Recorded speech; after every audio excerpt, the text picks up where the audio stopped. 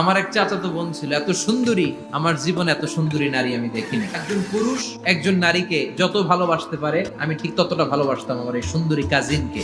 কিন্তু আমার মনের কথা আমার চাচাতো বোনরা আমি বোঝাতে পারি নাই। একদিন লজ্জা শরমের মাথা খেয়ে চাচাতো বোনরা আমি বললাম, তোরে আমি বড্ড ভালোবাসি, একান্তে আমি তোরে চাই। চাচাতো বোন বললো, এত এত স্বর্ণ মুদ্রা যেদিন জমাতে পারবো ওই দিন আমারে বাবা। এবার আমি স্বর্ণ মুদ্রা জমাতে লাগলাম।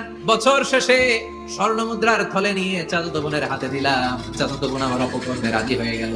গোপন একটা রুমের ভেতরে আমরা ঢুকলাম, দুইজনেই জামা কাপড় খুলে নেকেড হলাম, জিনা করব, পাপ কাজ যখন আমরা শুরু করব। ইন দা মিন টাইম আমার চাচাতো বোন আমার ডেকে বলে, ও আমার চাচাতো ভাই, ইত্তাকিল্লাহ, আল্লাহরে ভয় কর, আমার সতীত্ব নষ্ট করে দিস না।